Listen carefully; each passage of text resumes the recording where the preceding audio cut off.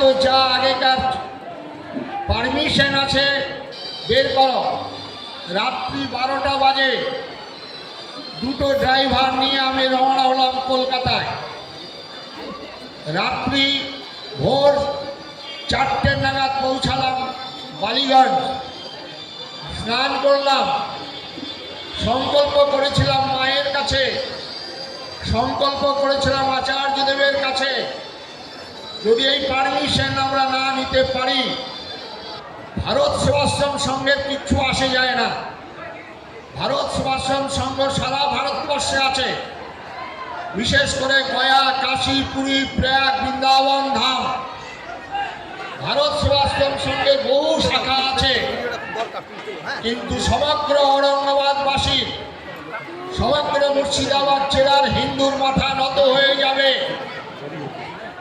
মাটির সঙ্গে মিশে যাবে আমাদের মাথা।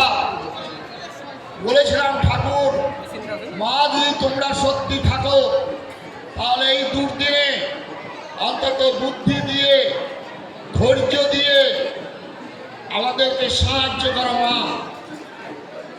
রাত বেলা 11টার সময় আপিল করা হলো। আপিল করলেন আমাদের কলকাতা হাইকোর্টের বন্দ্যোপাধ্যায়, জজ সাহেব ছিলেন জয়দীপ।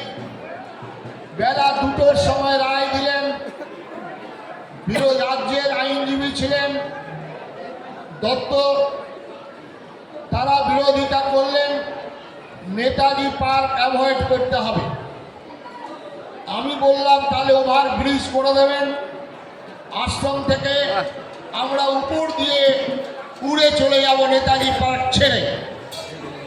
জজ সাহেব চিন্তা করলেন, 55 বছরের শোভাযাত্রা, রায় দিলেন ওয়েস্ট বেঙ্গল পুলিশ যদি না পারে সেন্ট্রাল পুলিশ নিয়ে শোভাযাত্রা যাবে।